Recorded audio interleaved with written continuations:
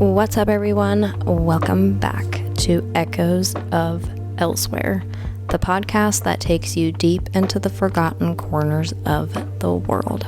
I'm your host, Courtney Autumn, and today's guest is bringing some serious dad energy to the urbex scene in the best way possible. You might know him from the viral TikToks that showcase hidden rooms, haunted hallways, and hilariously wholesome commentary. I'm talking about Robert, the fatherly force behind BandoFam. Robert and his daughter have taken social media by storm with their unique blend of curiosity, humor, and genuine respect for the places they explore. In this episode, we talk about everything from how BandoFam got started to the wildest things they found behind closed, abandoned doors. Get ready to learn, explore, and most importantly, laugh as we get to know Robert of BandoFam. All right, are you ready? Dun, dun, dun. Sure. I'm just kidding. Sure, let's do this. Okay, well, the first question I usually start with is a very generic one, but how long have you been exploring? Exploring seriously only for about 5 or 6 years. I've done urbex since I was a kid. Since I was like 16, my first experience, I was the kid growing up, and I'm sure you know these kids, but these kids that let you dare them into anything. Yes. You know, the whole give it to Mikey, he'll eat it mentality. That was me. Like, so when I was about 16, we had an abandoned hospital in our hometown. And if it was still here today, I think it would be like the most pristine thing anybody had ever seen. Cause I mean, it was dusty and everything, but like, it wasn't vandalized for a while, and it was, you know, it was clean. And we figured out that the doors were open when I was about 16, and we all used to go in there. And I had a friend who dared me to spend the night in there by myself. No. And, you know, it might not have worked if there weren't girls around when he asked, but I was like, oh yeah, bet. Let's go.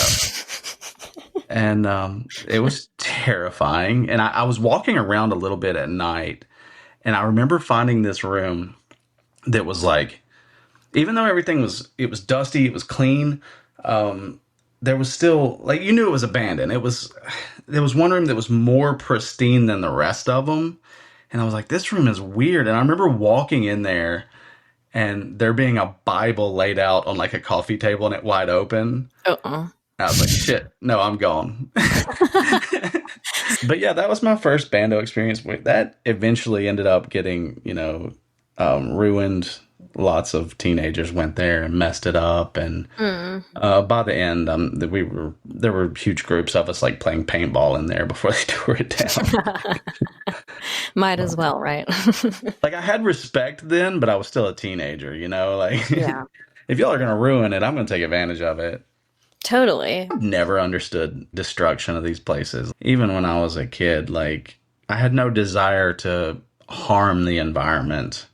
And now there's like no excuse for it. Just go to a rage room. Right. That's exactly what I say. I'm just like, you can pay to do this legally and not get in trouble. You can even, those rage rooms even let you bring your own stuff. Like, what? That's even better, because I'm like, how many people bring their ex's shit in there and just exactly. Like, I mean, they can provide stuff, but you can bring your own to most of these. I want to pay the price for the one that lets you do like the whole car. Oh, yeah. They like let you just go ham on a whole car. I'm like, that's what I need. Okay, see, I was lucky. When I was a kid, my grandfather owned a junkyard. Oh my God. It was you were like, just out there beating cars to death, weren't you? Oh yeah, it was like the biggest junkyard in our county, and me and my brothers would go out there and we would climb up on top of big tractor trailers and jump onto the roof of cars, and we would try to roll them down hills. And Oh, it was fun. I was so lucky. We played Destruction Derby or whatever, but he used to donate a car to my school every year for like the spring fling to where people can just use a hammer and beat the crap out of it. But What? that was every day for me. Like we used to do that all the time. That's like the So, best playground. oh, it was amazing. I was a lucky kid. Yeah, that's lucky. So it's amazing that you aren't more tempted to go just randomly vandalize. Maybe I just got it out of my system then. You know what? You bring up a good point. Maybe we need to work this into like upbringing and stuff. Raising just, kids, just let just them go beat the shit out of stuff while they're young so they don't have to do it later. just add violent aggression to the curriculum, like one class where you just Rage beat the room shit. is one class. Yeah.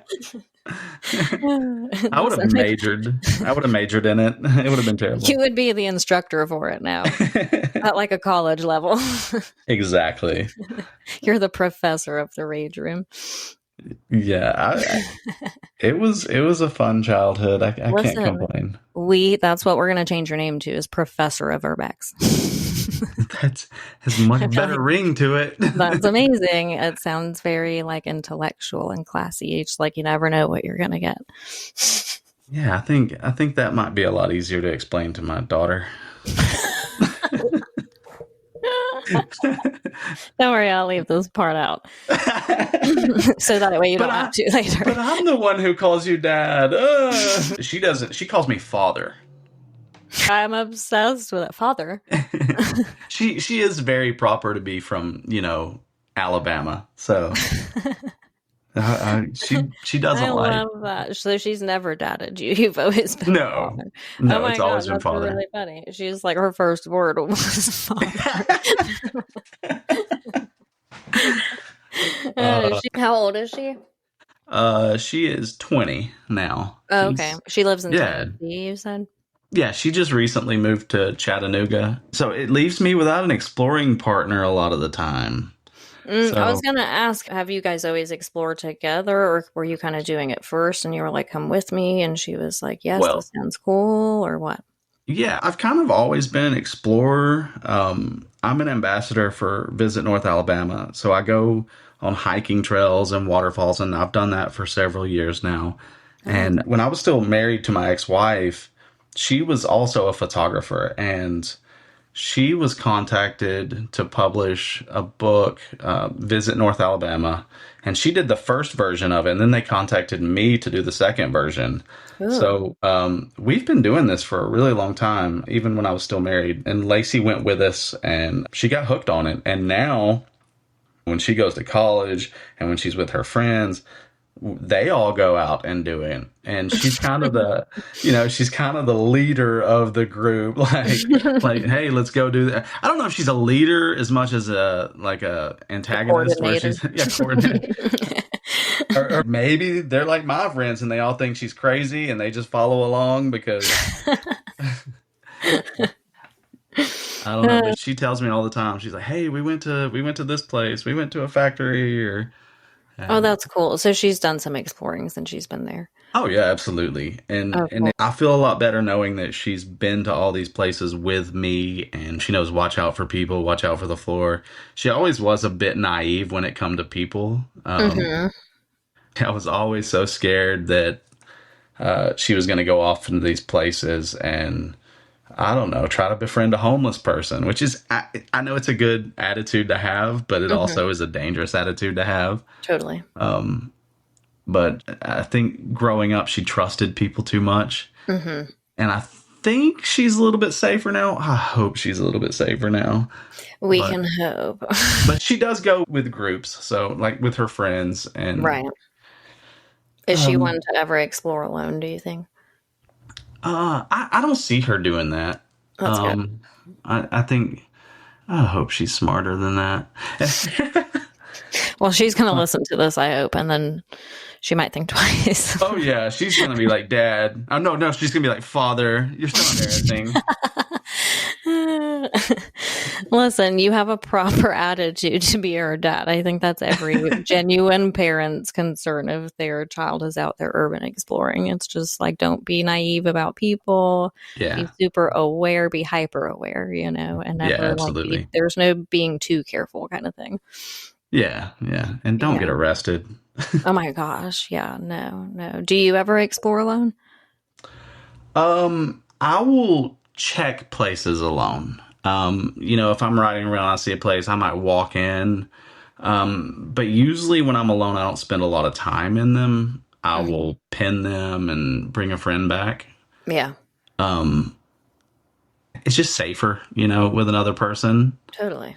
But yeah, and that's why Banks is kind of the same way. Like, he doesn't like exploring alone either. So that's kind of why I've been traveling so much lately is like, I'll have a place and I'll be like, I don't want to go by myself. And he'll be like, I'll come down there. He'll be like, I've got a place. And okay, I'm on my way. But I've certainly started traveling a lot more thanks to this. So. Yeah, I was going to say, because what did you say? How many states have you been to just recently?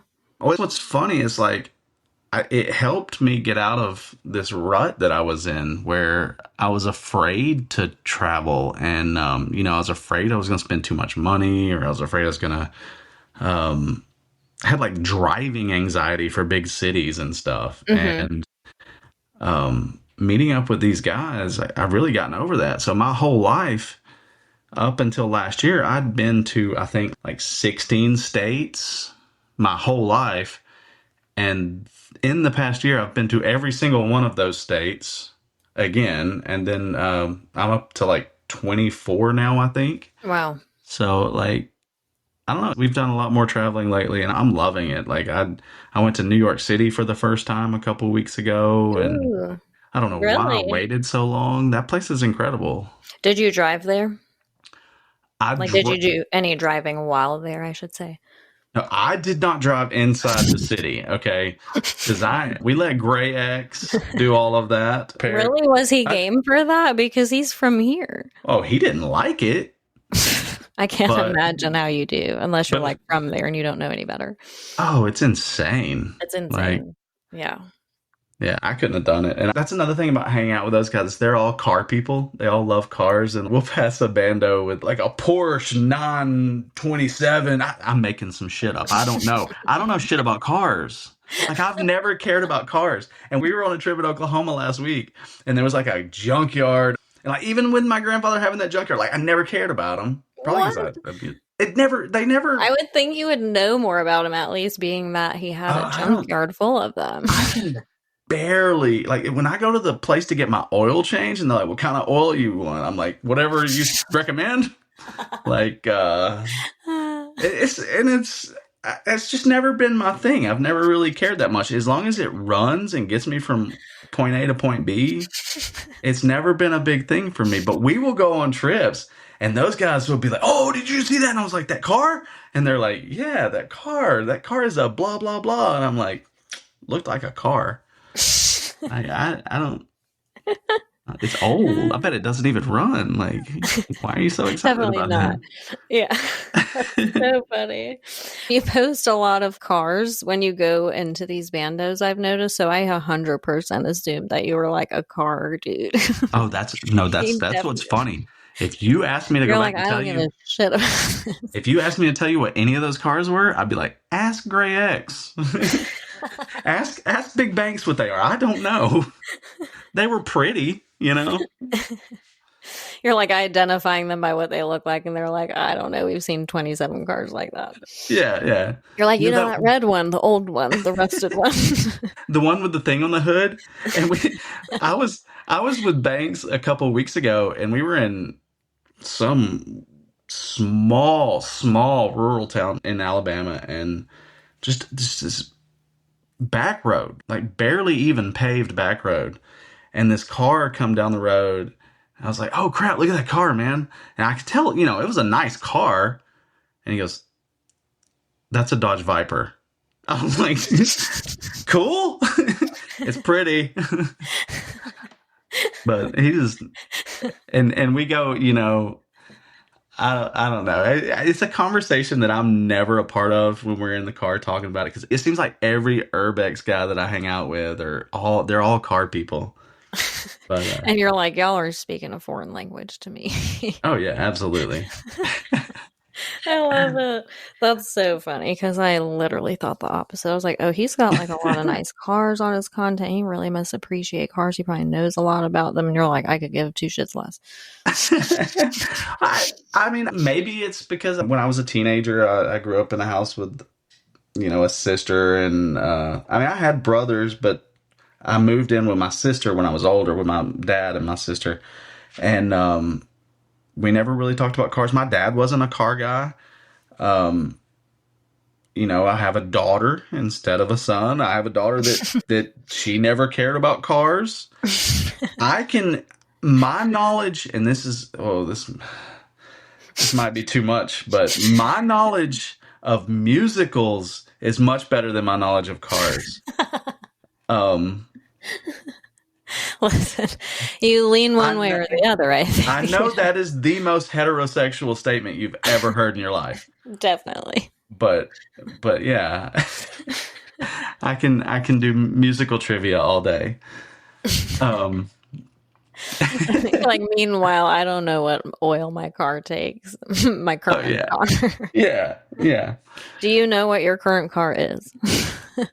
It's a Nissan Rogue. You didn't even have to think about it. Boom. Yes. Robert. What? You had to think about it. I did. I have a motorcycle.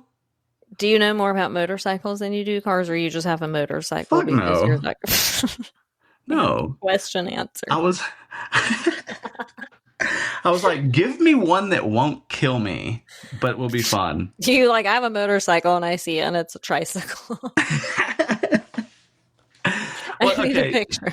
So no, listen. My whole life, like when I was a kid, I had a scooter, like, and four-wheelers and stuff. And when I got older, I always wanted a motorcycle, and my wife was like, "No, you'll kill yourself." And I was like, "Yeah, amen." I would be probably the same way. That scares the shit out of me. So every year, you wear a helmet? Yeah. Oh, of course. Okay, thank God. At least you're smart. Every year for my birthday, I'd be like, "Hey, can I get a motorcycle this year?" And she'd be like, "No, you're stupid. You'll kill yourself. You'll do something stupid. You'll go as fast as it can go, and you'll run off the road." And when we got divorced, I think I had a motorcycle before I had groceries. Like, it was. You're like, I had no furniture in the house, but yeah. What you gonna do now, huh?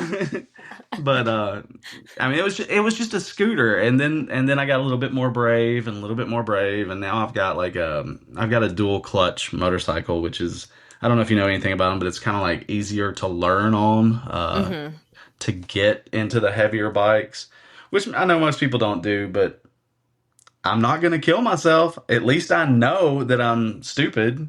But for now, because does that mean you're going to graduate to a bigger bike? Well, or a faster bike, or whatever. Time will tell. I don't know. See, this is exactly the concern that your ex-wife had.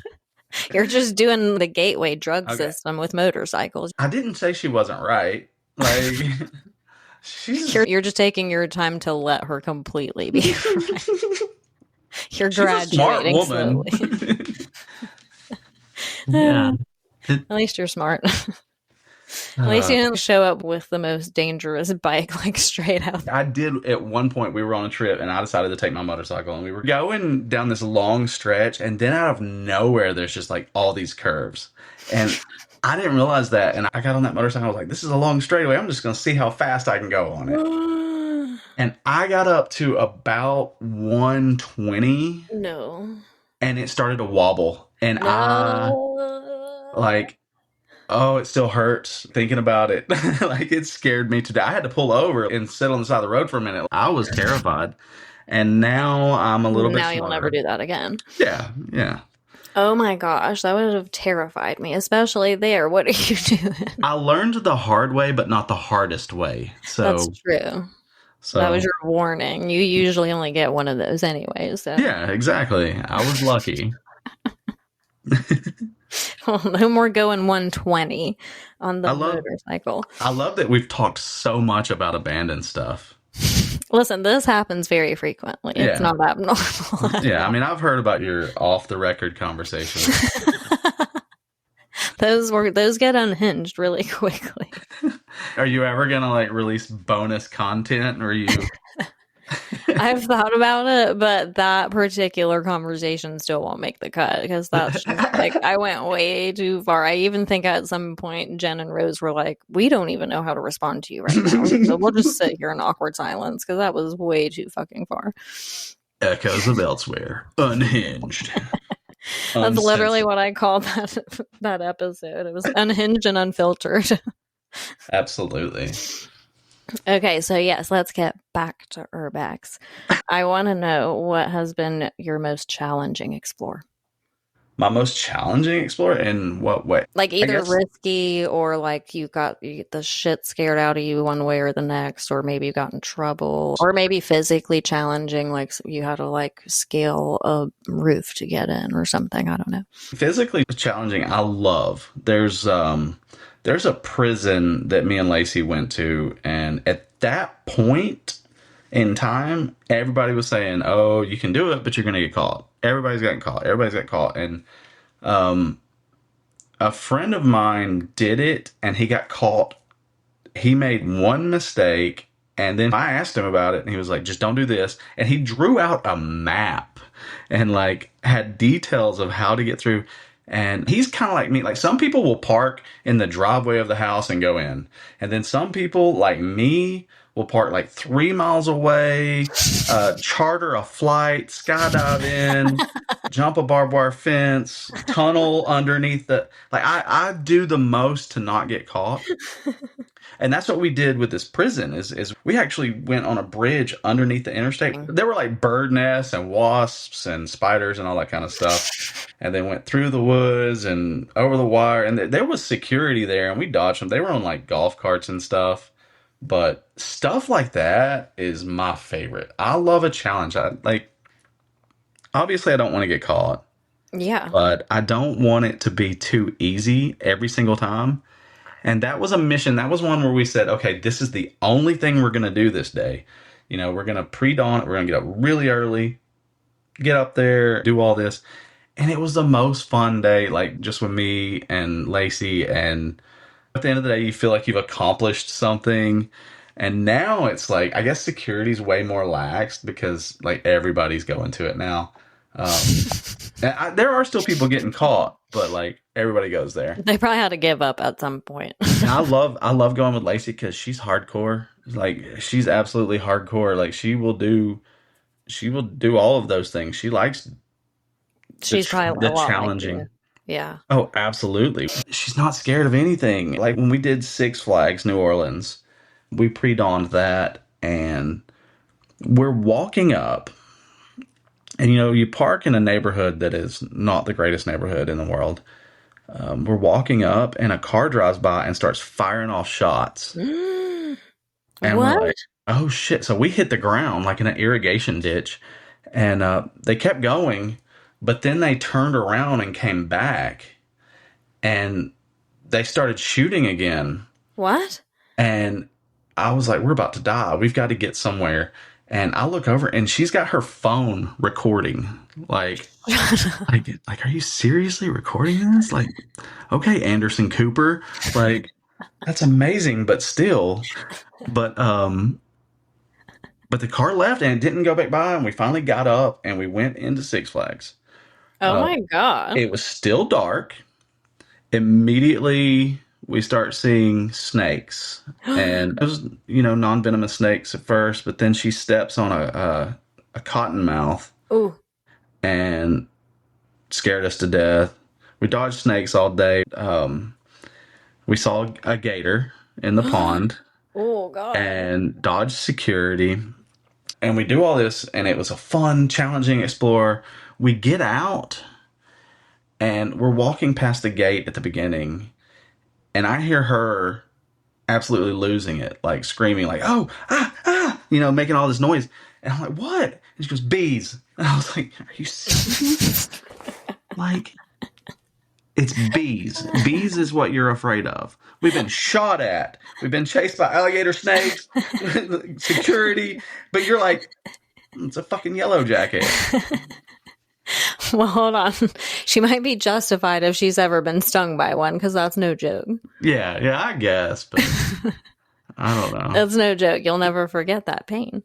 We had an Explorer a couple weeks ago, and it kind of scared me of any place. It was me and Banks, and it's a house I've had pinned for a really long time, and we went in it, and there's this place you can park like behind an abandoned gas station, and we parked behind it and got out and walked over to the house and went in, and this house was, there were cobwebs everywhere, but it was like pristine, like all the furniture was still in there, all the stuff. Ooh, nice. And he's like, I'm going to film this. And I was like, okay, well, let's go.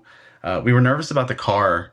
So we were like, well, let's go move the car. And when we went out across the road, there was a woman on her porch, like halfway in her door, just staring. I was like, I do not feel comfortable about this. Let's get out of here. And we drove down the road probably 3 minutes and turned around. When we got back, I think there were 4 or 5 police officers in the parking lot of the gas station out there talking to that woman. No. Oh my God. Yeah, so well, at least you listen to your gut on that, because that is the closest. That's the closest call I've had with law enforcement. So really, yeah, I've you've never gotten caught before. No. I actually explored a bando with a police officer, a friend of mine. Like, she was on duty, and in this one town, I will call her and be like, "Hey, are you on duty? Which sector are you working? Can I go to a house here? If you get a call, will you give me a heads up?" And she's like, "Oh yeah, absolutely." So we had a nursing home, an abandoned nursing home, and she wanted to check it out because she had never been in there, but she had calls there all the time. So we went in there, and she took pictures, and it was so cool because I got a picture of her in her police uniform next to graffiti that said "fuck the 12." I was like, that is awesome. I'm sending this to your lieutenant. Not really, but the irony. I thought it was so funny. That's actually awesome. It always pays to have some sort of like law enforcement connection on your side. Oh yeah. But yeah, I totally agree. I don't want anything to be like too easy. I appreciate the ones that I can just get in and out of and feel good about it and feel as safe as you can doing what we do. But I do appreciate the ones that bring on a good challenge from time to time. Otherwise, you just get bored. It is good to have like end of the day bandos you can go to for, to kind of relax. Yeah, totally. Yeah, I like how you put that. End of the day bandos. To round off the day. Yeah. Do you keep a list of the places you've explored? Do you know how many places you've explored? Oh, I have no idea. Really? I have a bad habit of not changing them on my maps once I've explored them, but yeah. I try to do it in real time, like once I leave and I'm done with all the picture taking and whatever. I try to, like, in the car, remind myself, take this off the map. Oh, absolutely. And in our group, I'm one of the 2 like researchers. Like, I will go and look up the tax records to the house and find out everything I can about it. And if Banks or Gray X has something, they'll be like, "Hey, can you check this out?" And I leave it all up there. And sometimes you'll look at your map and you'll be like, "What am I going to do today?" And then, like, the pins will be deceitful because there'll be a cluster here, but then you've been to every single one of those. Yes. That's the worst. Yeah. Because, I mean, I think most people do all their research on Google Maps now. And totally. I still love a good day of going to a city that just you always find something in and driving around. But, but yeah, considering half the places we stop at, we just walk through real quick and don't take any photos. There's no telling how many I've been to. Well, and all the cities you've been to too, because I'm sure you don't just go to like one place. Oh yeah. So yeah, I can only imagine. There's no way I don't have early stage mesothelioma right now. Like, there's no way.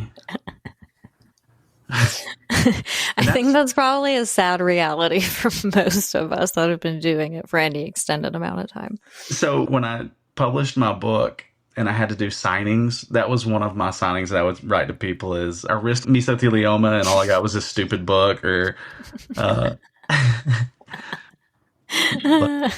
You signed your books that way. Yeah. My favorite one that used to, I'm sure some people looked at it and thought, what the crap, was thanks for supporting my trespassing habit.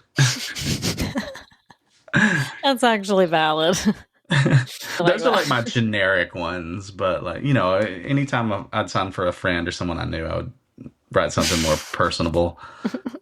Thanks for bailing me out of jail that time. No, I'm kidding. That's so funny. How long ago did your book come out? Was that a long time ago or was that recently? It's been out for a little over a year now, I think. Oh, okay. So that was kind of recent. Yeah, it's not too old. It's not too old. I still sell some copies. Oh, do you really?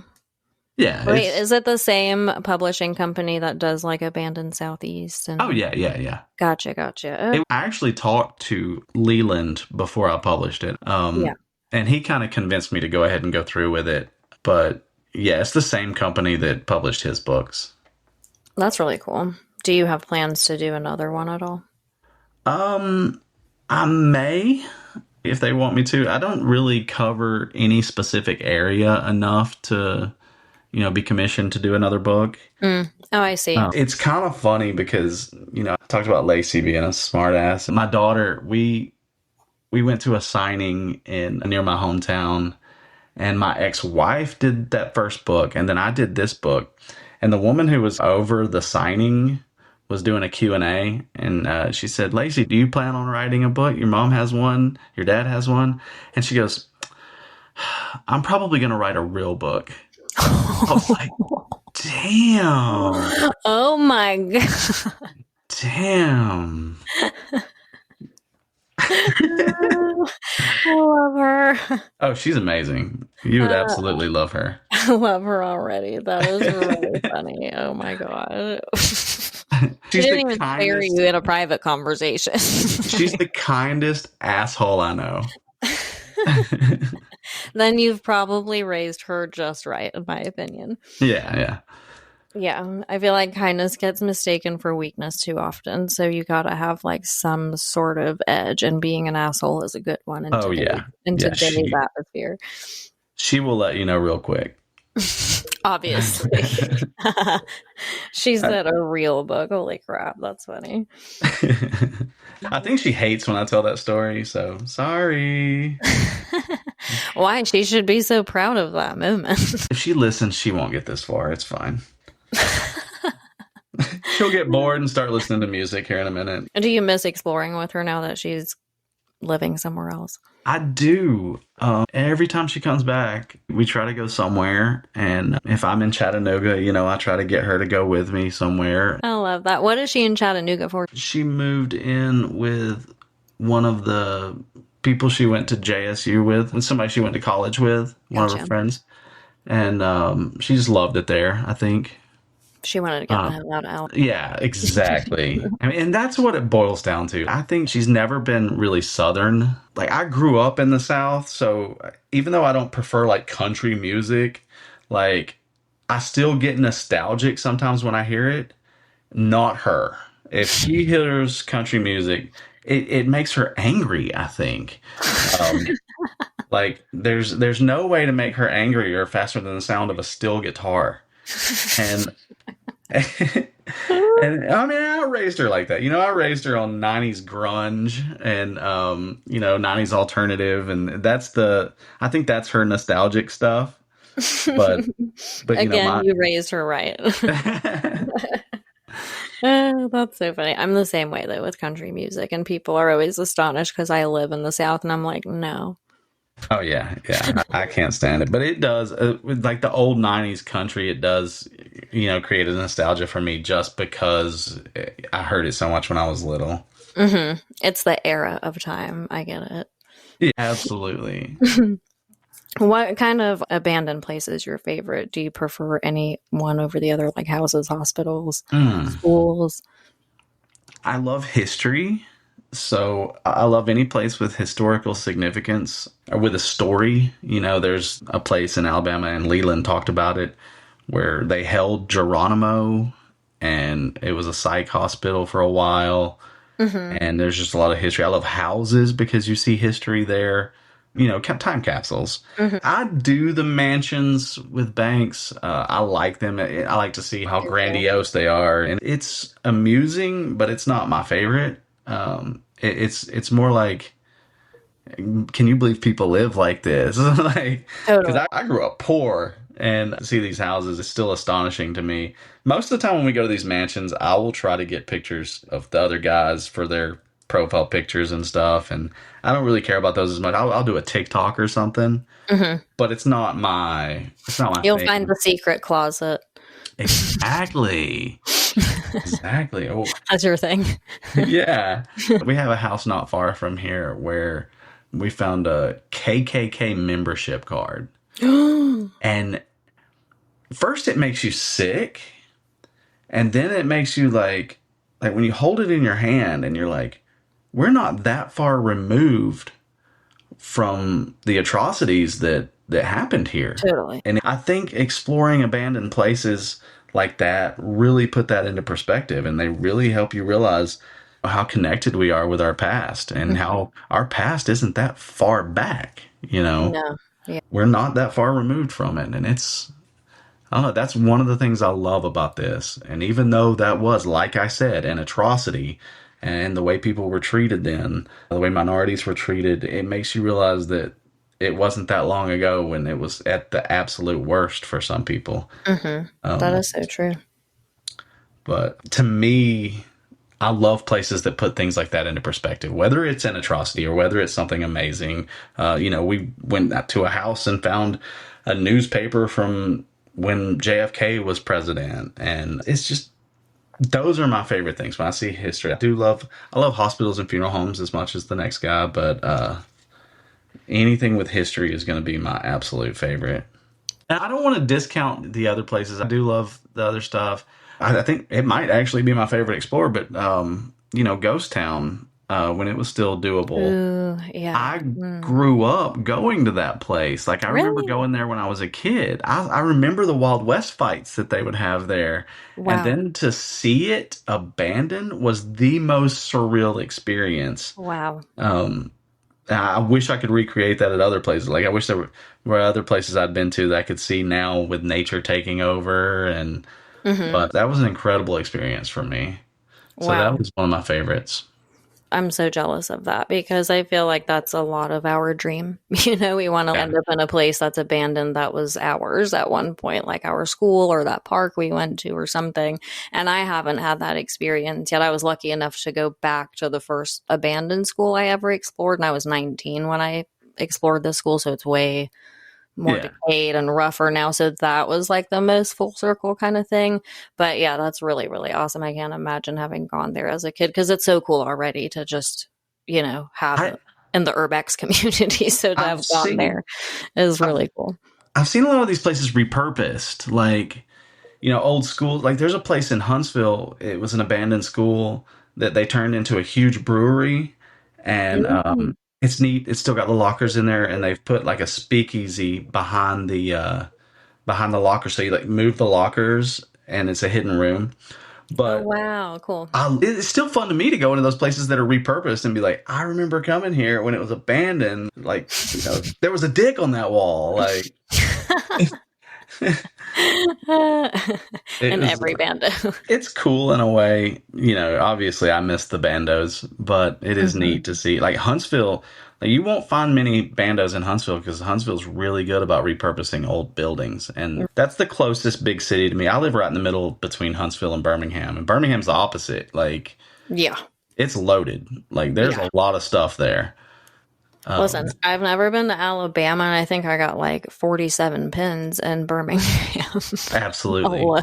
Let me know when you come to Birmingham. I can show you some stuff. Ooh, yeah. It is like a jungle of bandos out there. Yeah, I there's. don't know. How many times have you been to Birmingham to Well, explore? to explore. Mhm. A lot, because when people visit from other cities, they always want to go to Birmingham. Mm-hmm. So that's where we go. Yeah. A lot of the exploring you get to do here in the South, or at least in South Carolina, where you get to do the back roads, and then there's like more inner city exploring, which changes the atmosphere completely, in my opinion. And I'm not an inner city explorer. I mean, I will, but I'm going to have like 6 people with me. Right. Yeah. Those are the ones I go with bigger groups to. And then the smaller groups to the back roads type stuff, where you don't want to look suspicious for the farm owner with the gun and or the lady watching you from her doorway. Yes, calling exactly. the cops. Karen. I know, that is a classic Karen case. But I have love in my heart for both of them. I just enjoy doing this, and you get in a mood. You know, like one day you're like, I want to go to a school, and then the next day you're like, I want a time capsule. So I guess you aim your compass towards whichever you think you might find. You know. Yeah. But yeah, that's true. And I don't know how much you keep up with the Urbex community. I've just started a little bit. And I try to stay out of it. Obviously, doing this podcast keeps me in it, like indirectly. But yeah, I try to stay out of it as much as I can. Why were you going to spill some tea just now? Well, no, I mean, there's this thing about, it seems like finding each other's spots and calling each other out and be like, ha ha, I found your spot, or or you'll never find this spot. Okay, like if you're putting a video on YouTube or TikTok, I can find your spot. Like, yes. Who cares though? That's the thing, is like, I never watch a video of someone who's, more popular than me and say, I've got to go to that house. I'm not going to say never. It's very rare, because you see, the excitement for me is walking into something you don't know and finding something that, hasn't had eyes laid on it in 30 years. Totally. To me, that's the biggest thrill. But I guess to each their own. I'm not going to judge those people. It's an interesting community. That's to say. I know you've had some conversations in the past about like clout bexers and people chasing clout. And I think that if you put your photos and videos online, you at least want a little bit of clout. I don't think everybody wants to admit it, but you kind of want to be like, hey, show me some attention. Because I'm the same way. Like, I'm not going to lie. Like, I hope I post a photo and it gets 1 million likes. But like 100%. I think you change. I'm delusional sometimes. I'm like, I'm going to go viral tomorrow. I think the problem is that some people, they change who they are because of that. Like, they lose their own artistic vision because they're trying to appease people. And I know you always ask for advice on this podcast. That's my advice, is don't do this for someone else and you'll be okay. When you go in there with a camera and you go to take a picture, think about what you want to create. Don't think about what you want Exploring with Josh to see. Don't think about what you want big banks to see. Do it for yourself. And I think that's where a lot of people mess up in this. A lot of people get burnt out, and a lot of people end up getting into arguments and getting their names posted on Urbex Confessions and like worst page ever. Oh, it's terrible. And no shade to anyone, obviously, because I don't know who's in charge of that page. Like, it could be you for all I know. I know it's not, but it could be. So I'm busted me. Caught red-handed. But yeah, I don't like what it contributes. I think there's enough like toxicity in the community, and oftentimes that just goes down between males and females, or the girls don't ever get along with each other, so we're all like bitches, or the dudes are all trying to compete, so they're all trying to one up each other or get each other set up somehow to not go do a doable spot or whatever. There's so much shade, and the last thing we need is a page to contribute more shade in an already shady community. Like, I don't get it. I think you need a group, but I don't think you need a clique. And totally. The way I am, I try to explore and talk and learn with everyone. Like, I want to get along with everyone, and I want to be the interloper, that walks between tribes. But there's been very few circumstances where I was just like, I cannot get along with this person. It's absolutely impossible. And But I wish that we got along better. I wish that there weren't all these different factions in this. And you said, because the first episode I ever heard you was the one with Banks. And we were going down the road, and he was like, we got to listen to this podcast. And you said something about you had heard things about him, and that now that you've met him, you didn't believe it, because Banks is a good guy. Like he's Totally. absolutely, he does care about these places. It is hard when you have a million people watching your videos to hide every little thing in there. Correct. Yeah. But that doesn't mean he's not a good guy. He's trying to do the best he can, and he would give anybody the shirt off his back. You know, when we explore with him, like, none of the guys that go with him ever pay for a B&B. He always pays for where we stay. He always gets a rental car. And I get it. He's the one making money out of it. And maybe he feels obligated to. But he's never once questioned that. Like, he's always been one that wanted other people to have a good time. And he wanted other people to enjoy it as much as he did. Yeah. Well, and you can tell he wants you guys to thrive in this, you know, Oh, absolutely. this genre, and that's the main thing in this community. Is just, you're never going to be able to make everyone happy and be everyone's cup of tea.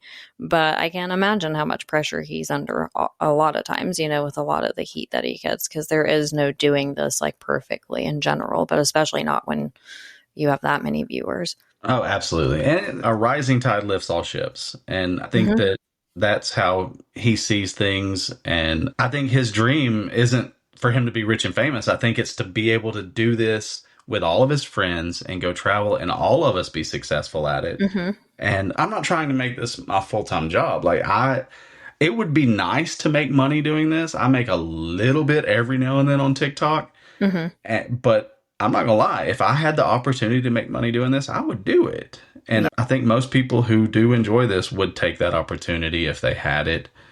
And there's a lot of people who are kind of hypocritical about that when it comes to people making money. And I think that creates a lot of jealousy. 100%. And that's what I was going to say. I think a lot of it stems from jealousy, whether you want to call it something else or not, you know. But I can definitely vouch that Banks is a good guy, and he's totally changed my whole opinion on him since getting to know him. And it's because he's super genuine. He seems like he definitely is well intended, both about Urbex and his personal life. You know, he doesn't seem like there's any ill intention or ill will or anything like that against anyone. He just wants to live in peace and do what he loves and have good friends nearby, kind of situation is what it seems like. He seems simple, really, you know. And that's the idea. Find somebody who does it like you do it, or wants to see what you want to see. And, you know, if you want to do brain rot videos on TikTok, then find a group that likes to do brain rot videos on TikTok. Robert, what the fuck is brain rot? Oh, I still need to know. I don't know. I'm going to have to look this up now. If I say where to look, those people might be offended. But what's the point? Well, it's brain rot. There is no point. I hate this already. There's so much of it, though. But it really resonates with younger people. Like, they love it. So it doesn't really reflect what I want to do in these places. So 100%. Me either. Yeah. Look, you told me not to over prep, but I listened to a lot of episodes of your show, and a lot of people that I've interacted with online a couple times, like, now 100% have to meet Backroads. Because she seemed like a character. Yeah. Like, she is the best. She seems fun. She's so much fun. Yeah, and she's good. She'll keep you out of trouble. She'll keep you safe. Her like intuition's on point. One time we were in a bando and I was just like lollygagging around and she kept like looking around really weird. And it was the first time I ever saw her paranoid. And I was like, what are you doing? And she was like, I don't know. I feel like we should go. I got a weird feeling. And I was like, okay, well, let's fucking go then. And sure as shit, we make it out to her car. And then these people come rolling up on four-wheelers. And I was like, oh my God, like literally by a second flat. Hey, that's good to have. Yeah. In her episode, when y'all were just going along, and she's so country and I love it. And she reminds me of my family. But you said, but have you ever been arrested? And she said, yeah, for robbing a bank. I was like, oh my God. I know. Is I told her yesterday, the day before yesterday when we were exploring, I was like, I need you to come back on the podcast. And she was like, yes, I can tell the bank robbing story in full. I was like, please do. That was amazing. I think I was with Carter when I was listening to that. And we both looked at it. Did she say what we think she said? Like, did she say robbing a bank? Like, bank robbery? And I'm worried about a trespassing charge? That's why she has no fear. Absolutely. She's like, this is child's play, this trespassing shit. And she's like, I don't recommend anybody do it alone, but I do it alone. All the time. It's my favorite to do it alone, but y'all don't need to do it. Y'all just don't have what I have. She's really right, though.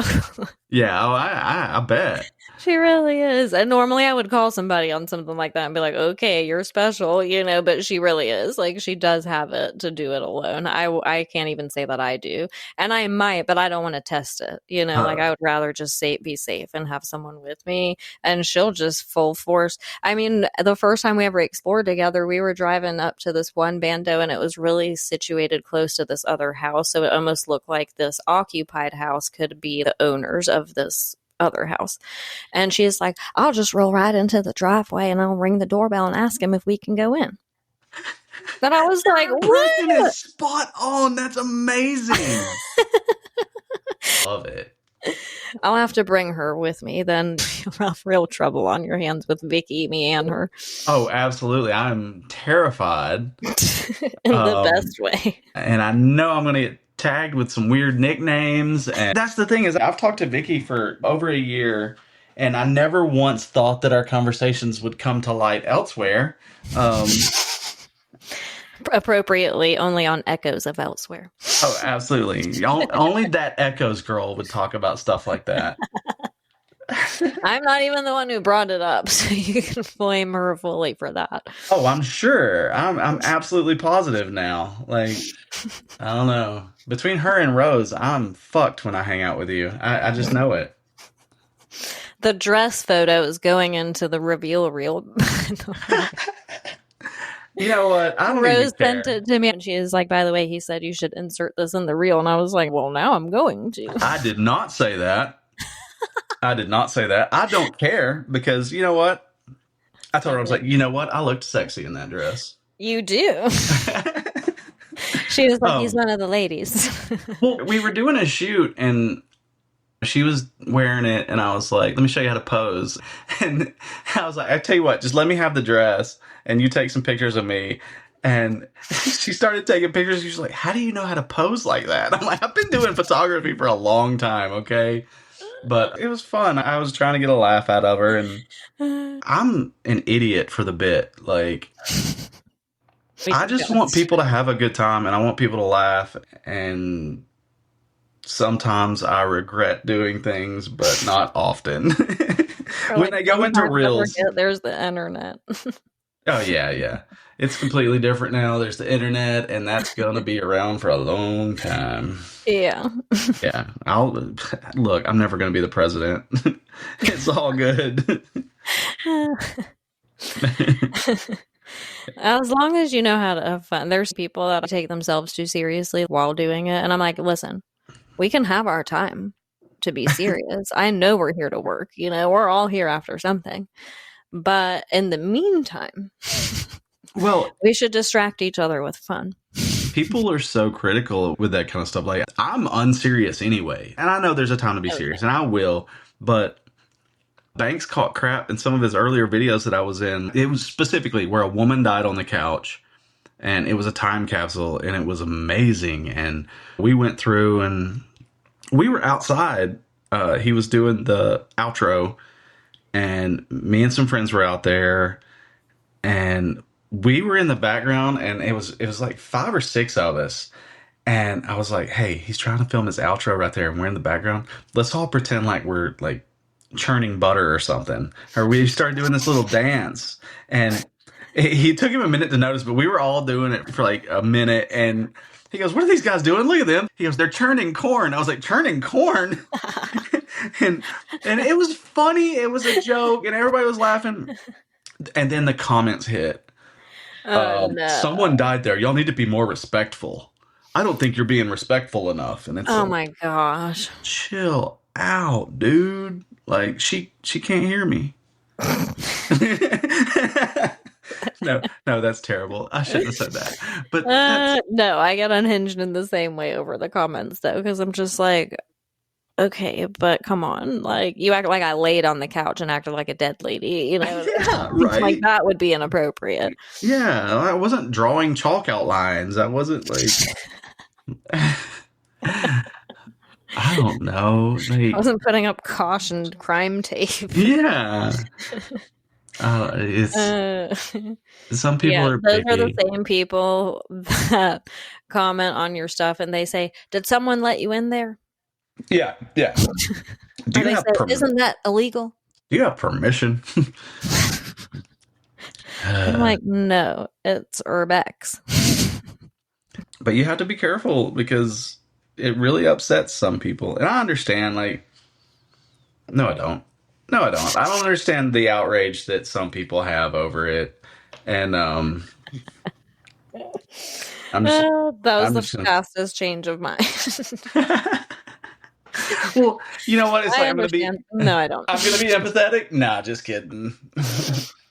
No, I totally get it. I try to understand, like you said, but I have a hard time with it because I understand where people are coming from, like especially when they try to put into perspective, like, oh, I wouldn't want my stuff to be gawked at by explorers and put on YouTube. And I'm like, well, there's a difference between you and I, because if I died today and my house is abandoned for 3 months and someone finds it, I sure as shit want it to end up on YouTube. In fact, I want Carter Banks to be the first one to come do it. Yeah, 100%. You know, so I'm just like, there's just a difference in mentality. And I guess I get the concept of it feeling like invasive to privacy, but there's no one here anymore. Yeah. You know, so I think I'm like, I don't lose that context, which is the primary thing. Yeah. It reminds me of an author, Chuck Palahniuk, the guy who wrote Fight Club. I remember I went to a reading he did, and he said that he had a job for a short period of time where he would go to houses after people died and clean up embarrassing stuff. And it's been so long since he was talking about that. Might have been a completely fictional character idea, but I've always been fascinated with that because we go to these places and we find those things. Like, we were at a house last week with like a quite embarrassing pornography DVD. Like, if somebody found it in my house, I would be quite embarrassed. But, you know, as opposed to one of the less embarrassing pornography DVDs. But, I mean, who uses DVDs anymore? So, like, I guess it would still be embarrassing, wouldn't it? I would think, yeah. We're, like, in the era of, like, we keep this stuff private because it's happening on, like, our laptop. Or, you know, we don't have to have, like, evidence of it laying around anymore. So it's just, like, when you go into really old-time caps and you see, like, a whole stack of magazines, and then all of a sudden you realize they're all Playboy, and you're like, oh, you better sanitize your hands after you touch those, honey. Freaking analog porn. Oh, man. But yeah. I feel bad for the people from then. We're going to get into an unhinged territory. Oh, yeah. We're headed that way really fast. Yeah, the trajectory is headed south. No. Oh, shit. Well, speaking of, I want to know some of the best things you found in bandos, but also the worst things you found in bandos. The worst. I always hate finding dead pets. That's rough. I've seen that a lot lately. Like a dead cat. It's almost always dead cats. Mm-hmm. Occasional dead dog, and it's like, did they starve when the owner died? Like, what happened here? That's terrible. That one's the one I hate to find. Like, my favorite finds. You're like alive animals. Yeah, the cat. I found a cat in a bando. Yes, I know. Is that cat yours now? Well, it's my daughter. She keeps it at her mother's house. And that cat is a psychopath. Like, is it? 100%. It is feral. Like, still? Yeah, it's absolutely wild. it's okay for Lacey, but anybody else, it'll try to attack you, and it is vicious. It's ungrateful. But that cat's probably, yeah, it was one of my favorite things I've found. I love finding, like I said, historical stuff, even the KKK card, because, like I said, it gave me a perspective that I didn't have before about how closely tied we are. I did an explore of a place, me and Carter actually listened to the podcast S-Town. Have you ever heard of it? Mm-mm. It was based down near Birmingham. And I don't want to give any spoilers, but one of the properties in the podcast is abandoned. And I don't know how to tell it without giving away spoilers. But my favorite find was when we went to a property that was featured in that show, and I found stuff in the property that he talked about on the podcast. That's pretty interesting. Yeah. I'm definitely going to have to check that out. I don't know how I've never heard of that, but I also have never heard of Bucky's or whatever the fuck that is. So how have you never heard of Bucky's? What is wrong with you? There's not one near me. Okay, for there's a Bucky's? Not one near me, I promise. Okay, there's one in Georgia. One. There's a couple in Georgia. But I don't live in Georgia. If you live in a bordering state with a Bucky's and you haven't been to a Bucky's, what are you doing? What is the significance? It's like a Walmart had sex with a gas station and a restaurant. The most southern thing I've ever heard of. Yeah, it really is. It's a very southern thing, but you go in there and there's like, the food is so much better. Like, people from the north have a hard time understanding that I live in the South. You know, I don't care what anybody says. The South is the barbecue capital. Like, if you want barbecue, you go to the South. You got to come here. Yeah, exactly. But the best barbecue, the best brisket I've had was from a gas station. When I say that, everybody's like, you're crazy. I'm like, no. No, I totally believe that. Like, go to Bucky's. And they do this brisket, like brisket sandwiches and stuff, but they do, this is turning into a Bucky's commercial. Anyway, but they do I'm going to seek out sponsorship. There you go. They do a biscuit at like 4 o'clock in the morning is when they start. I got mad because I thought they did it at midnight, and we went there at midnight and they didn't have it. And then I started a fight in the parking lot. Not really, but I wanted to. But the biscuits are so good. And Vicky is obsessed with the banana pudding. Like, she's obsessed with banana pudding, period. And which I get. But like, Bucky's banana pudding is good, but it's not like grandma's banana pudding. And I make the best banana pudding. I believe you've promised her that banana pudding. So I did. And I have no doubt that she is 100% going to hold you to it. Oh, I know she is. Yeah. I'm going to have to bring all my ingredients, all my things with me.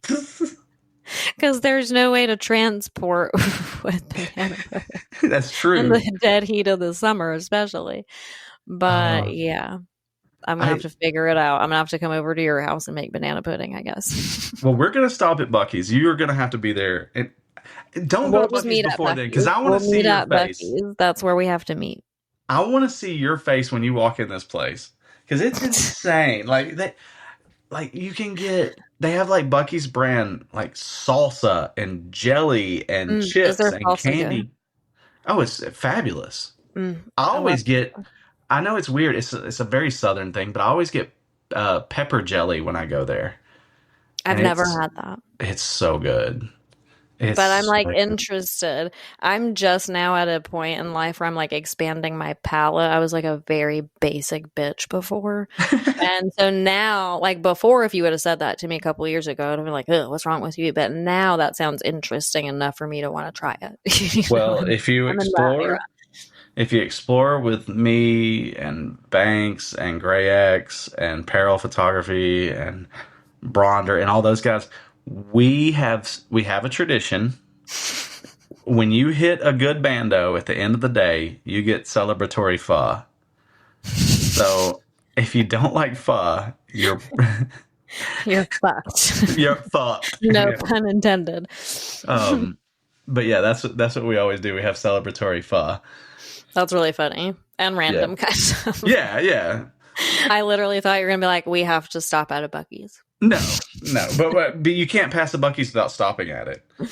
I joked with Carter. Like, you just have to buy something from there, even if you're like, oh, I can't eat right now and I don't need gas, but I'm going in. I told Vicky the last time I stopped there, I spent $68. On what? On everything. You can't get elsewhere. They're brisket. They make homemade chips there. I bought some salsa, some pepper jelly. Do they sell clothes too? Yes. No. Yes. This is the best place. All right, I'm going. I'm sold. I bought Christmas presents there. Stop. I'm serious, because a lot of my friends, their decor is like farm style, like country ranch style. And, they have what kind of friends do you have? Well, I mean, I do live in Alabama. Like. Touche. But yeah, I bought some people's stuff there, like with chickens on it, and stuff like that. They have like a whole section that's like, like you'll find a chicken salt and pepper shaker, or like a cow. Grandma's kitchen. Yes, 100%. I mean, that's what it's like, a country kitchen style decor. And I'm telling you, it's like a Walmart had a baby with a gas station. It really is. That is so funny. And Southern people get so excited when you talk about Bucky's. It's hilarious. I mean, Vicky's not even Southern, and she's really lit. She's lit about it. She keeps talking about it to the point in which I'm like, this sounds like a great idea, and I don't even know what's happening. And then there's a whole segment of videos where it's just people calling it bussies. I know. I was confused too, because luckily the first time she mentioned it to me, we were doing voice messages back and forth, and then later on in a text spelled it, and I was like, oh, is this the same place she was talking about earlier? Is that how you spell it? You gotta go to bussies. I'm gonna need to watch like a walkthrough on YouTube of a Bucky. Be prepared. Tell Banks his next walkthrough has to be that. If you've made it this far without seeing Bucky's, I think that you should do a walkthrough live yourself. I think that would be hilarious. That's actually a genius idea, because I will follow you. I'll hold the camera. I'll hold the camera for you. Yeah. Well, you will be there because we're gonna meet at a Bucky's. That's our meeting spot for later. The first place we're going to explore is a freaking gas station. Abandoned? No. Like, this one's actually not abandoned. All you people who want to call us out about going into non-bandos, this is the time to do it. They're going to be like, I see people. Like, no shit, it's a fucking store. We're going to have a good time. Can we walk around the whole time and say, what do you think of bussies? I love it here in bussies. If we don't do that, we can't be friends anymore. Hopefully we won't have forgotten by then. What's that character from, is it Family Guy? Bushies? That whistles anytime he uses the seat. Let's go to Bushies. My grandpa does that. I'm like, say less C words. Yeah, right? I love it. Okay. I want to know, do you have any bucket list spots like in this nation? I know some people are like, oh yeah, I want to go to Italy and whatever else. And I'm just like, no, here in America. Oh, do you have any bucket list? You tricked me, because you were like, in that thing, you said dream spots. And I'm like, well, yeah, everybody wants to go to, Chernobyl and... Like, everybody wants to go to heaven. Here? That really is not a challenge. Yeah, you really threw me off. I have to think about it. Ultimately, like I said, I just want to find something that isn't all over the place. Yeah. I want to explore things that people haven't yet. Like, that's my whole thing. And that's kind of what we as a group have decided lately. Let's stop chasing these places that already all over social media and try to show people stuff they haven't seen and try to see things that people haven't seen. It's more fun. It's actually exploring, instead of just recapping. Yeah. Yeah, totally. I agree. And those are the places that make it more fun too, because then you really don't know what to expect. Like you said, you haven't seen a million pictures of it or a video, and Yeah. you get to walk in there with like super fresh eyes and get excited. Oh, And that's that's the the best. most fun. Yeah, I totally agree. How do you even, I feel like it's so challenging almost now. I mean, it is, but it isn't. You know, like you said, you can do your drive around situation and find stuff that people haven't done or that's not like Yeah. floating around everywhere, but it is harder for preparation, I think. Yeah, and I think you're going to take more L's when you do this. Yeah.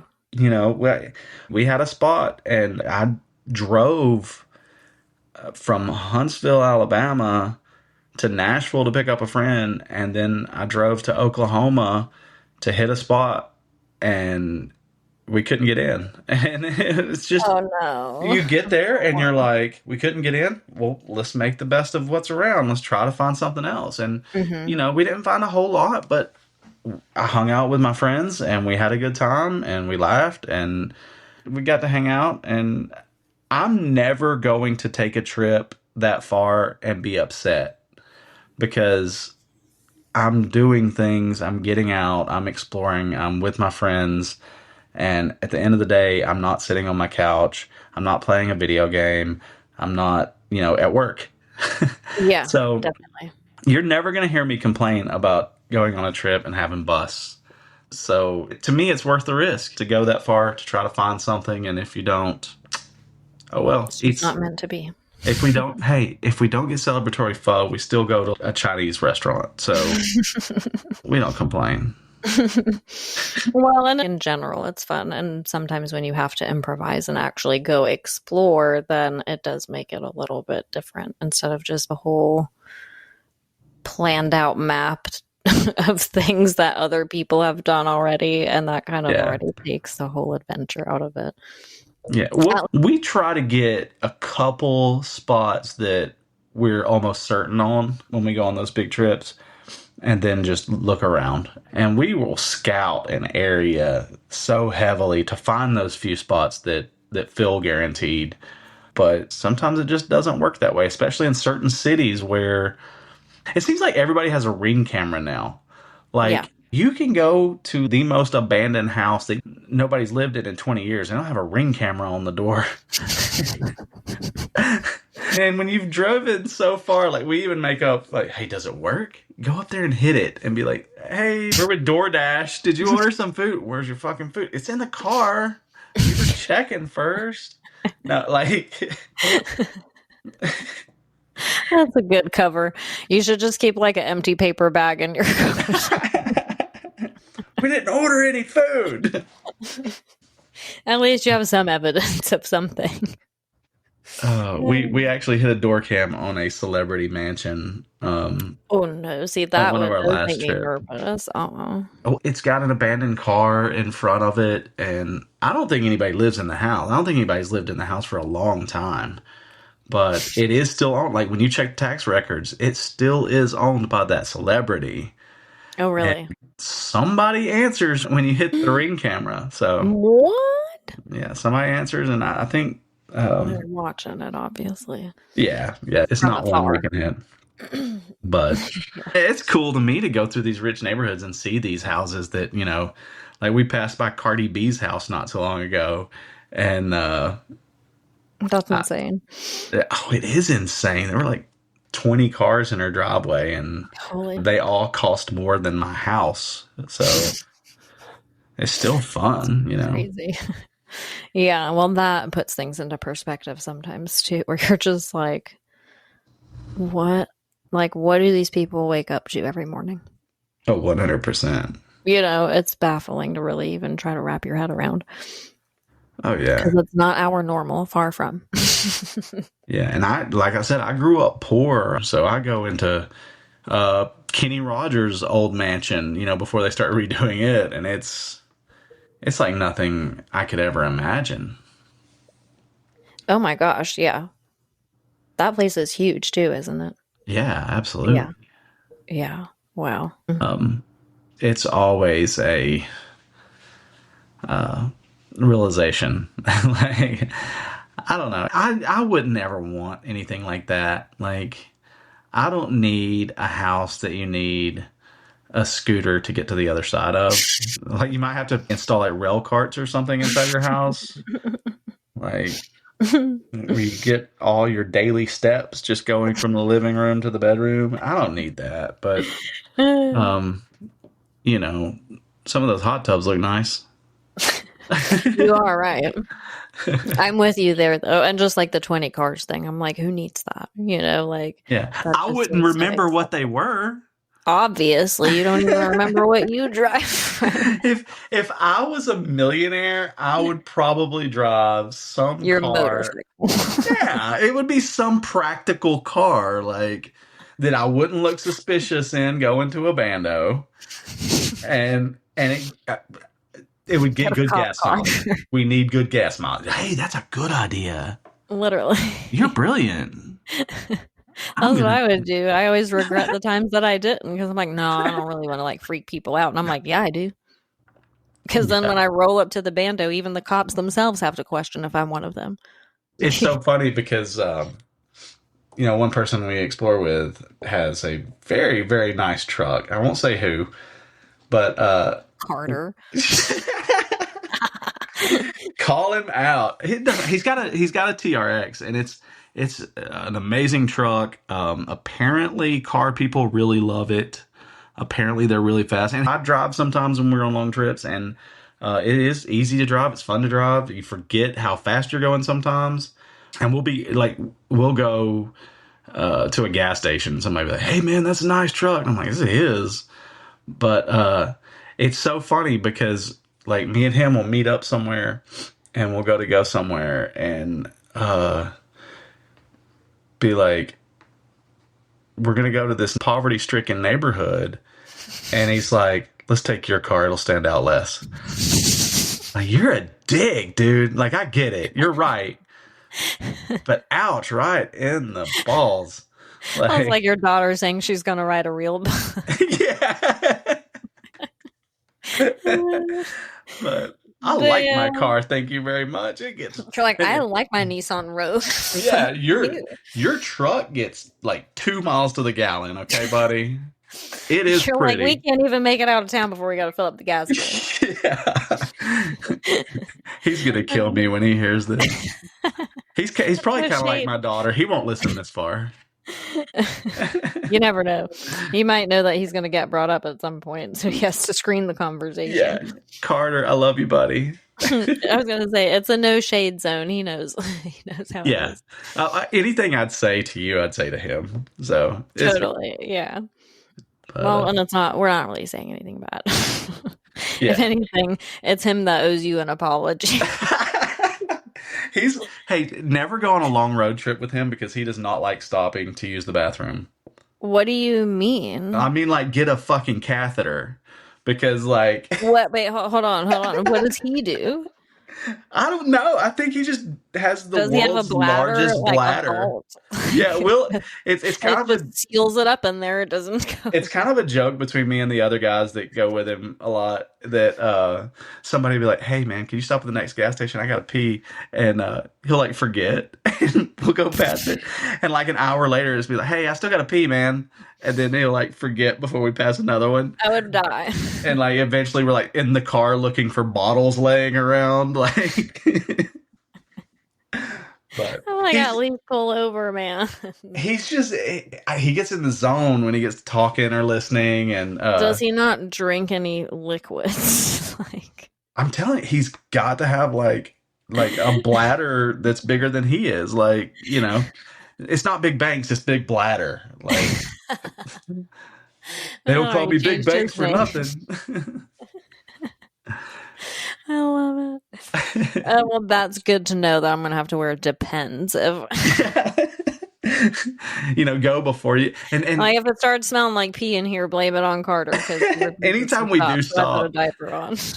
I know, who was it? I think it was Chase. I think it was Unspoken Urbex when we were on one trip and we stopped. He's like, I'm going to go just in case. Like anytime you make a stop, you have to go just to make sure. Yeah. That would But 1,000% be me. but I'm a like I do that sometimes, but like I don't think I can go that long. Like if I told you an hour ago I have to pee and you're still driving, I'm gonna be like, I'm gonna murder you if you don't pull over. yes. It's gonna escalate really quickly. Absolutely. But yeah, it's I'm one of those people too that I have to eat like every 30 minutes or I die. How do you urbex? You're like in the bando with your sandwich. Yeah. Keep snacks in the bag. We hear you like crunching on chips in the background. Yeah. But that's really funny. You have to eat every 30 minutes. I think that there's something wrong with you, maybe. maybe so. Maybe it's worms or something. I don't know. Yeah. It's a side effect of mesothelioma we don't know about yet. It's like an unyielding, undying hunger. Like, no wonder you spent $68 at Bucky's. Exactly. on food. Exactly. That food was gone in 2 hours. You're like, really, Lex. No, like I always get fudge there too. Like now that we're back to Bucky's, I don't even like fudge. Wait, but Bucky's fudge is different. I don't like fudge. You don't like fudge? No. But you'll buy it here. At Bucky's, because they got different fudge. But it hits different. I don't know. You're going to have to ask Mr. Bucky. This is the best conversation about fudge I've ever had. It's different. Do you converse about fudge a lot? Like I do actually. My best friend and I have like this ongoing inside joke about everything fudge, and now fudge is like also a counter reference to poop. So like it becomes everything. So wait. So sometimes you don't know if we're talking about real fudge or poop. You use fudge as a poop metaphor, and this still ranks in the top 10 of fudge conversations? Yes. I am honored right now. Totally. And it was solely because you said it hits different. Hey, that's another thing. Somehow Bucky's, it made perfect sense, but was really fucking funny at the same time. Bucky's has the cleanest bathrooms. There is always... There's another pro. We're going to have to start listing these off. There's always an attendant in there to go in there and wash the bathroom. It's kind of embarrassing, you know, but he goes in there after you're done and washes it. It's probably You're like, don't go in there for 30 minutes. Yeah. You might want to give that one I'll a break. pay you. Put the clothes sign up on it, but no, they go straight in there and clean it. And I mean, I had a friend who told me that... it's so that you can't blame it on the person before you because they cleaned it? Yeah, right. I have a friend that says, he said, Bucky's bathrooms are so clean, sometimes I'll leave my house to go there and poop. And I was like, God. I leave my house to go experience a clean place. Yeah. It's where maids get their inspiration. Oh, man. I knew this conversation was going to be all over the place. I knew Bucky's was going to be a part of it. I will say that. Yeah. I still had to get clarity on what all was going on there to make it so extremely significant. Because I'm like, all Vicky told me is that it's a gas station store with hot meat. And I'm like, that doesn't mean anything to me. Like, you're the only one in this equation that loves hot meat. Did you ever? I mean, I like a good barbecue sandwich every once in a while, but it's not the epitome of my existence as a person. You know? I didn't know about the hot meat thing until you told me, but now she does it constantly. But did you ever see? I started. Did you ever see the show Westworld? No. Oh, you don't get the reference then, because like they're like a whole robot thing, and they're fictional, but like. It's like an amusement park made of robots, and people go there. And anytime they see the robots see a picture from the outside world, the robots always go, "It doesn't look like anything to me." You said that, and I wish you got the reference. Anyway, but yeah, she talks about hot meat a lot now. She does. Oh, she my really ADD is showing. Ugh. I can't, I don't know how a person, I mean, I don't think I'm that obsessed with any one particular like food item or genre, so to meet someone who constantly is referencing or talking about all the trips they want to take around hot meat. It seems like someone being that obsessed with food would be Southern. Especially when hot meat is the thing you're talking about. Because the first thing I think about is like barbecue, and stuff like that. So I'm just like, girl, I think you just were born in the wrong place. Like, you need to move. Yeah, maybe you so. need to move south. This is the place for you. You need to get a job at Bucky's and you need to live here. I wonder if they give discounts. She would be like totally for it. I get a free hot meat sandwich every day. And she hasn't even been yet. Hey, Southern gas station food it's where it's at. I won't argue with you there, but don't get the hot dogs from a gas station. Some of them are okay. No. I've eaten fish from a gas station. Are you high? No, I'm That Xanax got you loose that day. Thinking that was a good idea. No, I'm telling you, especially... you know what it is? You already have mesothelioma, so you're just okay with gambling your life away at this point. You're like, I'll eat the fish from the gas station, no problem. They do deep fried fish at this gas. They have fish and chips at this gas station, probably about 30 minutes from me, and fish and chips. It's as good as any fish and chips I've ever had in a restaurant. Have you been to England? No, God, no. So you haven't had the actual fish and chips? Yeah, well, I mean, it's still a pretty national dish. Like we've all had fish and chips, just not from a pub in England. What's going on in Alabama, like diversity-wise, with food? In small cities, it's mostly Southern food. But, you go to Birmingham, you go to Huntsville, and you're going to have, they have several Indian restaurants. There's an Ethiopian restaurant in Huntsville now. And there's a couple places to get pho. So they've got Vietnamese places. You're here for that journey. Pho's my death row meal. Like... It's good. It will be a little bit confusing because I'll call it celebratory pho. They'll be like, "What do you want for your last meal?" I'll be like, "Celebratory pho."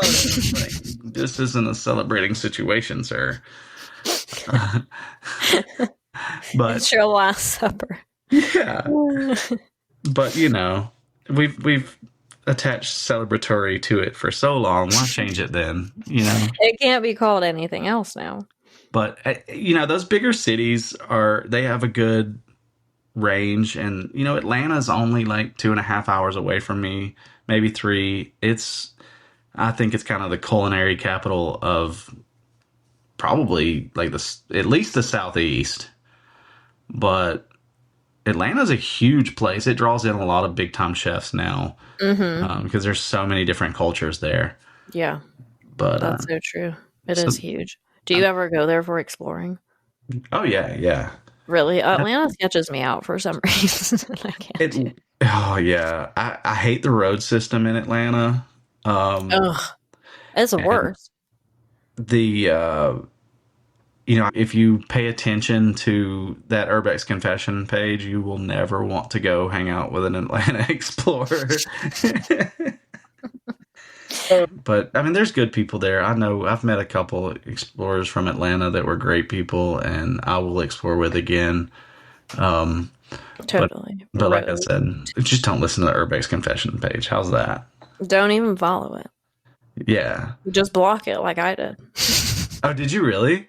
Hell yeah, I did. Because I'm like, here's my thing. No. I don't have a reason to read it. I don't want to follow it. I don't want to know about it in general. And if I ever end up on it, someone will tell me. Yeah. So I'm just like, I'm not missing anything. And I definitely don't want to engage with anyone who's on there. I just want to be big enough to be featured. I want to be on there. I kind of do. I think it's funny. It's like problem solved. I'm going to contribute. I can make something up about you if you want me to. I give so much. Like Banks You're is like, one I of them. contribute so much to this community. The least you can do is shout me out on Urbex Confessions and talk your shit. Oh, I think it's hilarious, and people get so bent out of shape over it, and it's such a joke. I tried to post on there one time, and they didn't let me post it. I was so mad because Wait, hold on. Did you try to throw shade at someone? oh hell yeah, no.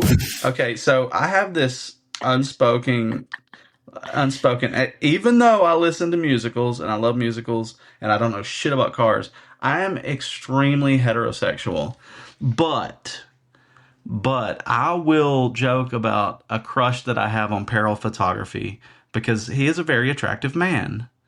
I've seen this. I've seen evidence of this. I love Justin. He's one of the most laid back guys you'll ever meet, and I always joke about it. And I put on that Urbex Confession page because it was all about this cam and that cam and ATL Explorers and blah blah. It was just getting so annoying. And I commented on there, and I tried to put. It said something about Peril Photography being the sexiest urbexer ever, and I went into way too much detail for a straight white guy. And I went into so much detail, and I put, "This is definitely not BandoFam. I hate that guy," and they didn't post it. Like. Because it's not real beef. Half that shit isn't real beef. It's people saying that they took a dump in a bando. Like 90% of the post is people admitting to taking dumps in bandos. But it's complimentary, so it defeats the purpose. If I would have said that I took a dump in a bando while holding hands with Peril Photography, they would have put it on there. Yeah. 100%. Really, all you had to do is change the whole post by starting it with "I took a dump in a bando," and then continue with the rest, and they would have put it on there. You got to toe the line. I don't go by societal standards. Okay, we like to be out of the social norm around here. Don't I fucking know it? I keep trying to find a replacement for the first one because I have to. Well, one of those that you said when I was like, "Oh, I can't believe Vicky told you that." That first of all, that word is like my moist. Like that word is just like, and we talked about that. Vicky brought that up, and I was like, yes, that word is so icky. I can't do it either. I told Vicky, I was like, I'm pretty sure that word is why I'm gay. I can't do it. It's too much. I'm like, why does this word exist? Like, it's so just like, it shouldn't be that. Like, it should be anything but that. Oh, it's a terrible word. Terrible word. I'm going to just start calling you GD for sure. No, and people are going to think, oh, man. We're playing analogies. Oh, we're playing Scrabble at this point. We're playing virtual charades. I'm anxious to see what you land on. Drop in the comments if you know what we're saying. It better if you've coded one of the nicknames for Robert. Let me know. It will be Vicky and Rose in the comments. No, y'all aren't allowed to comment because y'all know too much. Vicky's definitely not allowed to comment. No, I'm not even allowed to speak to her anymore. She's banned. Isn't she staying with you when she comes to see you, though? Yeah. Okay, you better sleep with one eye open. I'm going to get a big group together, and we're going to get a B&B is what we're going to do. I'm going to bring Banks to protect me. And Gray X. And they're going to sleep in the rooms in between. One room has twin beds. Me, one for me, one for Banks. No issue. At least for that duration of time she's with you, you won't have a dull moment and you won't be bored. It is impossible. Oh, yeah. Now, you haven't met her in person, have you? No. Okay, me either. No, we're already so unhinged virtually that I can't even imagine it. Like, I'm going to have to mentally prepare for this excursion because who knows what's going to happen. I told you that y'all are so much like each other, and it wasn't like 20 minutes later, she told me that you were like the southern version of her. I was like, okay, now. That's a good way to put it. This is getting really weird. That just means I'm nicer. And by that, really, I just am nicer to your face, but I'll talk shit like she would to your face, but I'll at least do the nice thing and wait till I'm not around your face. I'll do Oh, it behind your back.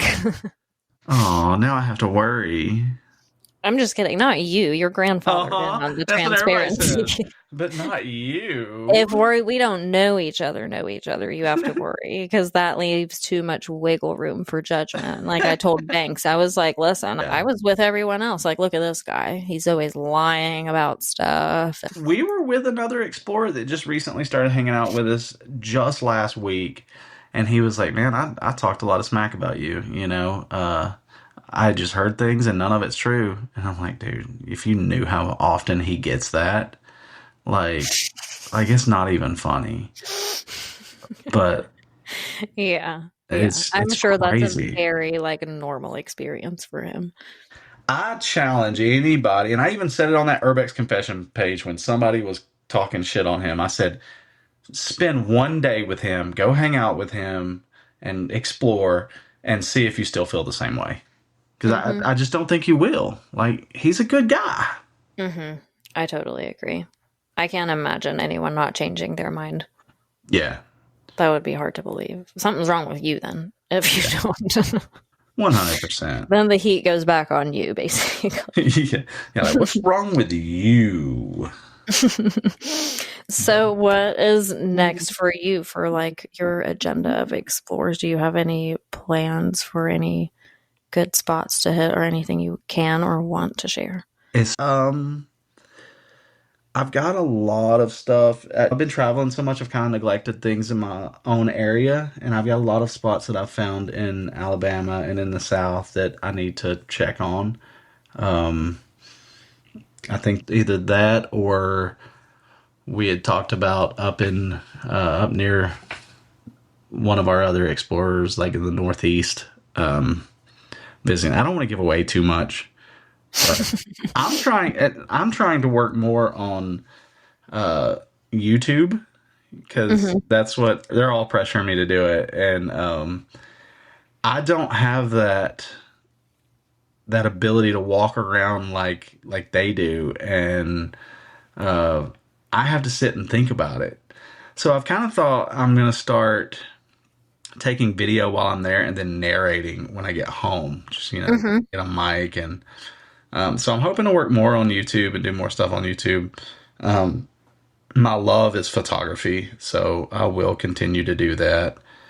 And that's really my plan. I don't have a long-term plan. Just get out and explore and see things I haven't seen yet. Well, that's a good plan to have. and meet new people, you know? Yeah. Do new things. I've met some people. I've kind of started meeting more people lately too.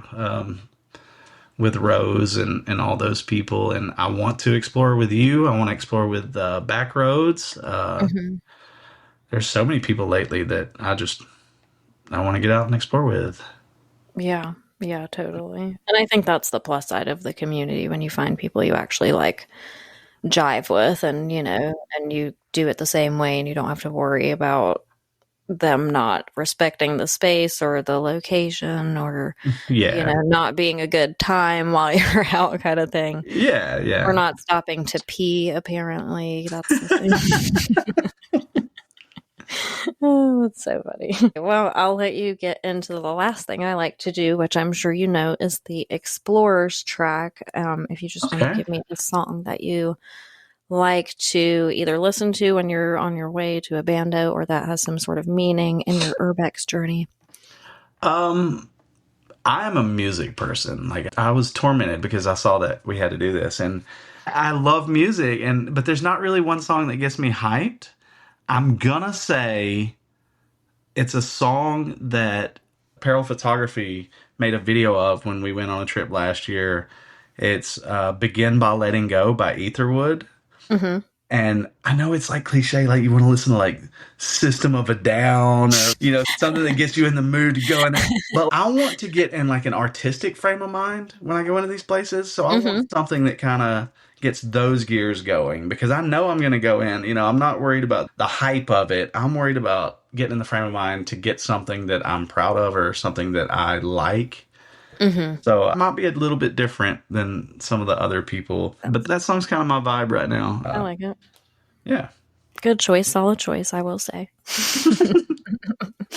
And if you want to tell everyone where we can find you, like social media, YouTube, I know you're working on your YouTube, but if you still want to shout that out too.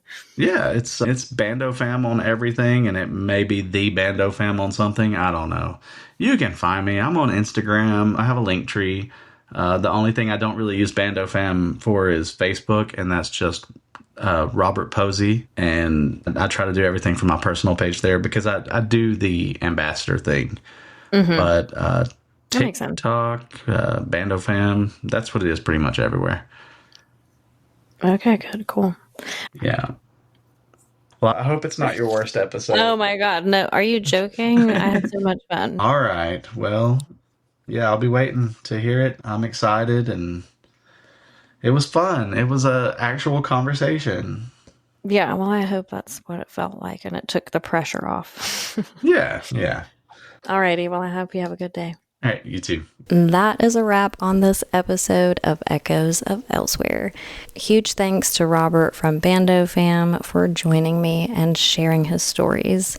Whether you're a seasoned explorer or just love watching from the safety of your screen, BandoFam reminds us that urban exploration isn't just about decay. It's about discovery, connection, the occasional dad joke that somehow makes everything better, and that some doors are meant to be opened, just maybe not alone. If you enjoyed this episode, be sure to give BandoFam a follow, and as always, his information will be linked in the description. And be sure to subscribe to the podcast if you haven't already, and drop a review if you would be so kind. It helps fellow explorers find us in the wild of the algorithm. I will be back next week with another guest. Until then, keep exploring the allure of the abandoned, the beauty of decay, and the echoes of elsewhere.